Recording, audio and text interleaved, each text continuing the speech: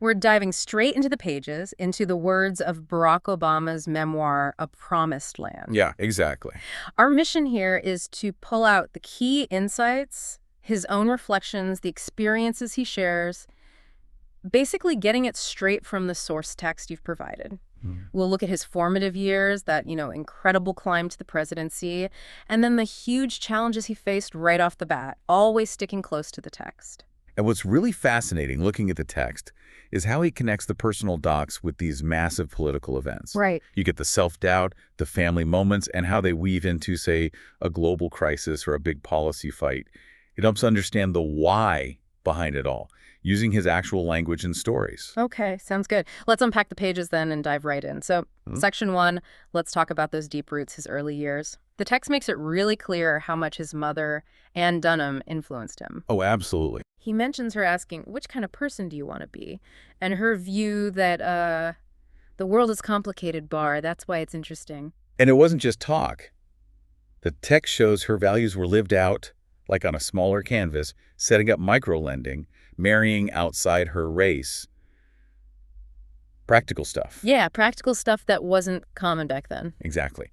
And that seems to have given him this skepticism of rigid ideas, platforms, doctrines, absolutes, as he puts it, a preference for seeing values in action on the ground. That tension between the big vision and the small steps. Yeah, that's a theme you see running through. He also writes about being young in New York and feeling his big ideas for a better world were, fanciful and far-fetched, especially in the gray light of a Manhattan winter. He even calls himself a young Walter Mitty, or a Don Quixote with no Sancho Panza. That's quite the image. It is. He seems very self-aware, even then, about the absurdity of my vision sometimes. Right, and the gap between those ambitions and what he was actually doing.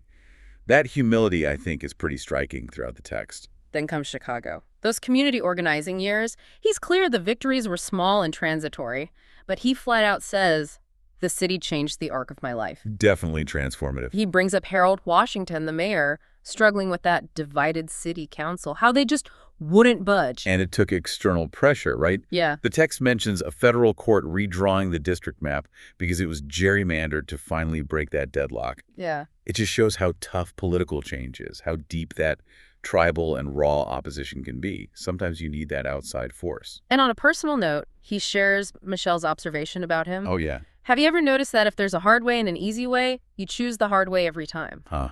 That sounds about right, given the path he took. And they got married not long after October 92. Okay, so moving on.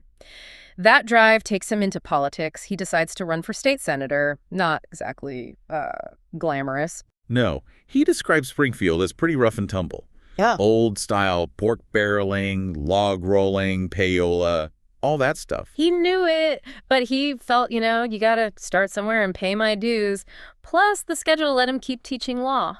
Which shows that pragmatism again. Starting in the messy middle, the art of the possible, even at that level, you got to get your hands dirty sometimes. But the text is really honest about the strain on his family. Michelle telling him straight up, this isn't what I signed up for, Barack. I feel like I'm doing it all by myself. Wow, that's direct. Yeah. And he admits he felt he was falling short, trying to juggle too much. It led to a quieter time, focusing on being a dad, even thinking about life after politics. That honesty about the trade-offs is powerful. It really grounds the political ambition in, human reality. The personal cost is right there in the text. But then, despite all that, he makes this huge leap, runs for the U.S. Senate, calls it sheer chutzpah himself. Especially after losing a previous race pretty badly. Right, but he says he felt this great clarity. Not that he would win, necessarily, but that he could win and make a real impact if he did. And crucially, he also decided, if this doesn't work... Yeah, it would be time to leave politics. That was the flip side. See, that's interesting. It's not just blind ambition.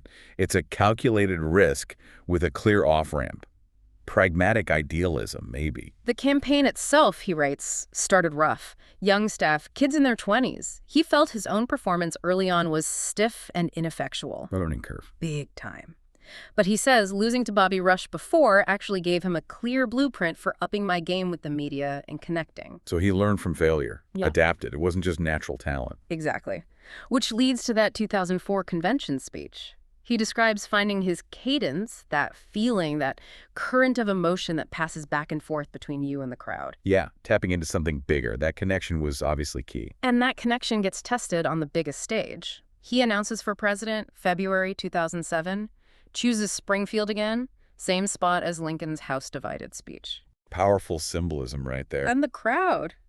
He notes, more than 15,000 people showed up, even though it was freezing, like low teens, all in a festive mood. That just signals right away, this isn't a normal campaign. The setting, the weather, the crowd size, it felt different from the start. Behind the scenes, he talks about finding relief with his close aides, Reggie, Marvin, Gibbs, just being one of the guys. Yeah, needing that escape. But even then, Gibbs tells him he needs to smile more, be that happy warrior. Ah, the performative aspect of campaigning. Totally. And he has this big realization at a healthcare forum. He writes, people were moved by emotion, not facts, or at least not just facts. He saw that the most effective debate answers often aim to evoke an emotion, not just explain policy. His goal became trying to perform while still speaking the truth, trying to link reason and emotion. That's a really candid look at political communication. How do you inspire people, but also ground it in sound policy? It's a constant balancing act he describes trying to walk. Then Iowa. That victory was just stunning, seismic, he calls it. A real breakthrough. He describes the campaign feeling like family. Michelle getting nicknamed the closer because she was so good at getting people committed. Oh, good one. And he recounts this moment after the win, wiping away tears, thinking of his mom, feeling like he'd found that community he was looking for. It really shows the power of that grassroots energy, that personal connection. It wasn't just about ads or endorsements. It was about people feeling seen, feeling part of something. But from Iowa, things got tougher.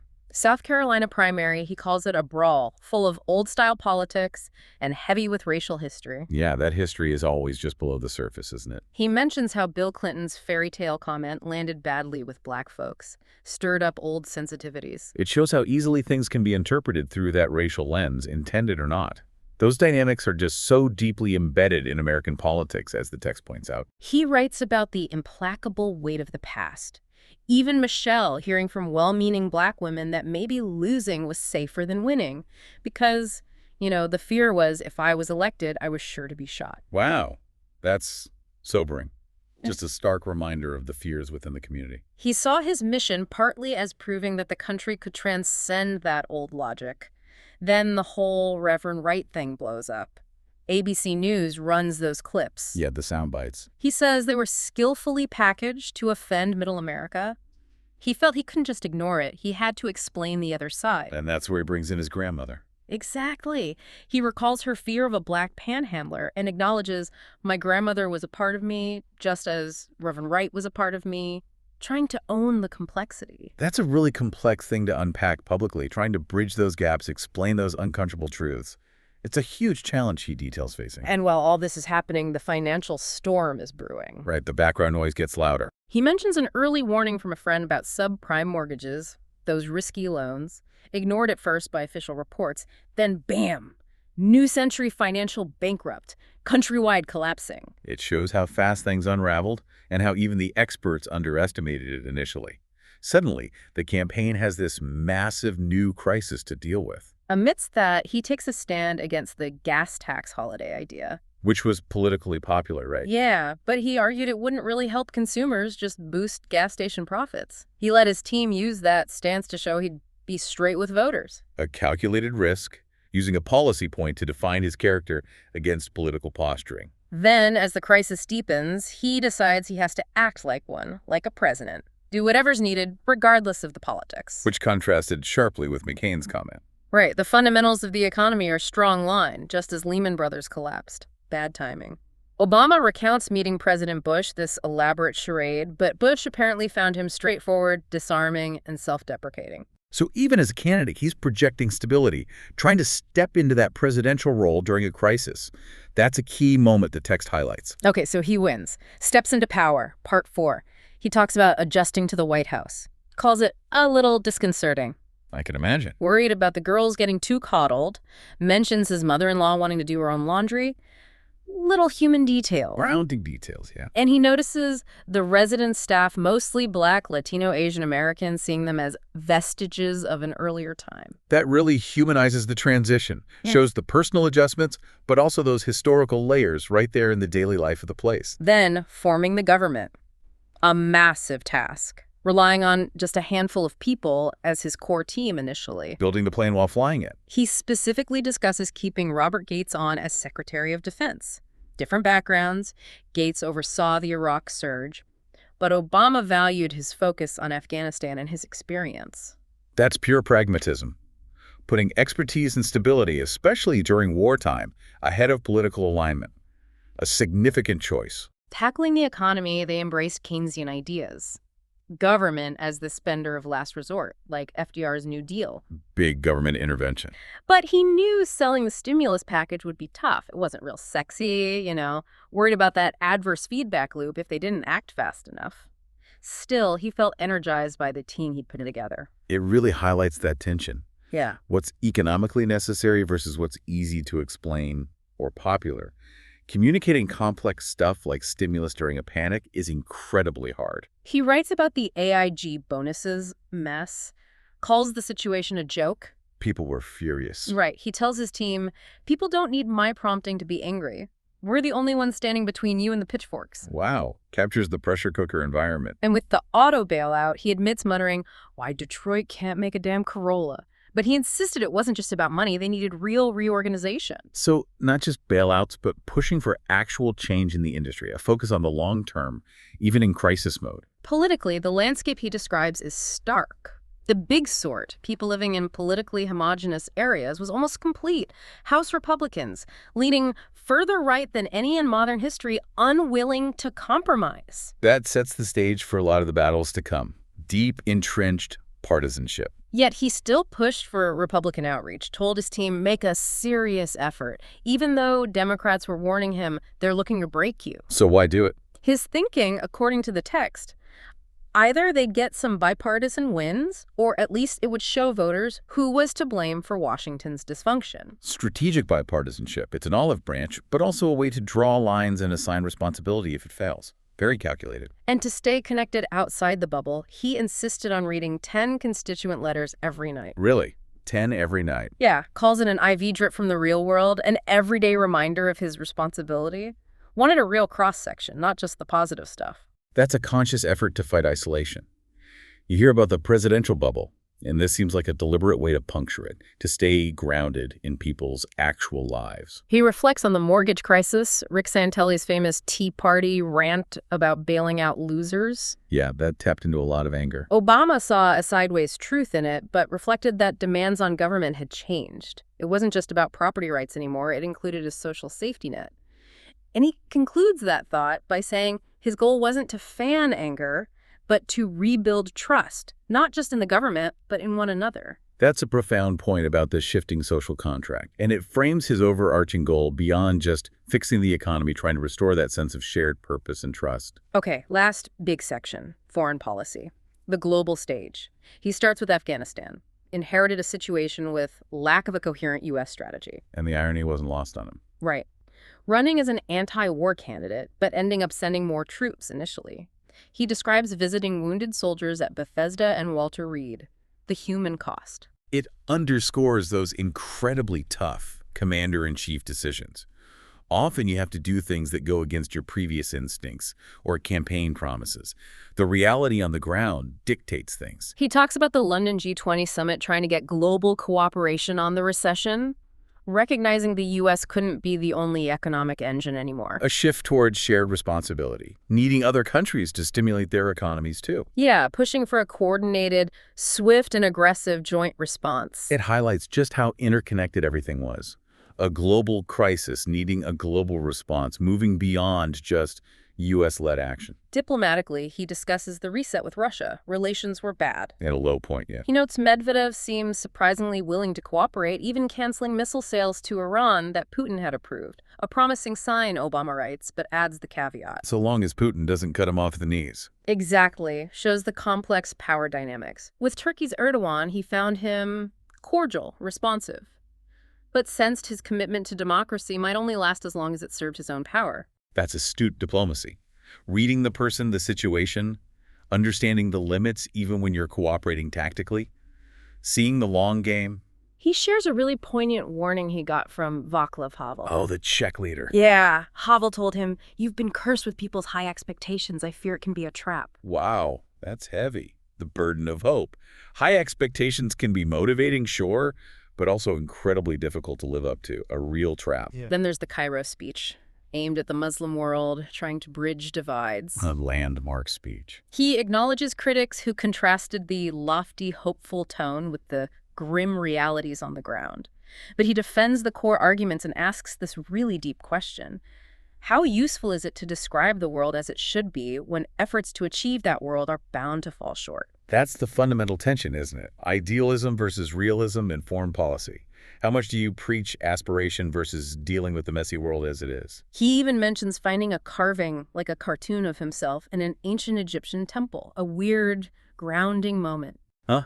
History comes full circle in unexpected ways. And speaking of messy realities, he quotes his aide Dennis McDonough's blunt take on foreign policy inheritance. Oh, Open any White House drawer and you'll find another turd sandwich. okay. Vivid. But it gets the point across, right?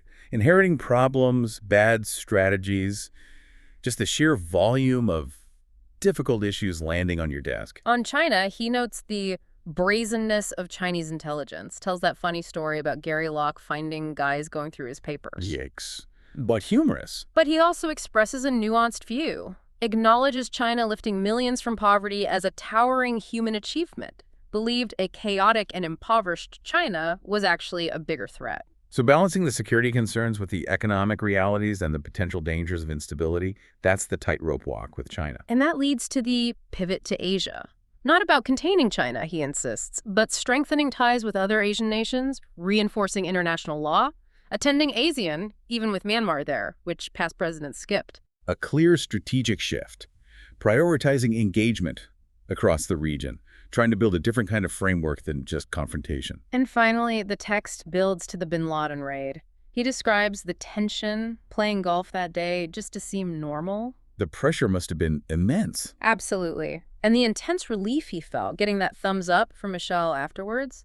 Then he reflects on the presidency itself, living on that knife's edge between perceived success and potential catastrophe. Where one mistake can undo everything. Yeah. And he connects it back to deeper beliefs, mentioning Gandhi's satyagraha, devotion to truth, the power of nonviolence. It shows even in these huge, high-stakes military decisions, those core principles are still there, informing his perspective. It's a really powerful closing reflection in that section. So wrapping this up, what does drilling down into the text like this mean for you listening? We've seen, through his own words, how this journey was just a constant back and forth, personal ideals meeting hard political realities. And it leaves us with that big question he himself raises, right? How do you, whether you're a leader or just anyone, try to talk about the world as it should be, knowing that the efforts to get there will always, inevitably, fall short? How do you navigate that gap? It is a really powerful thought from the text.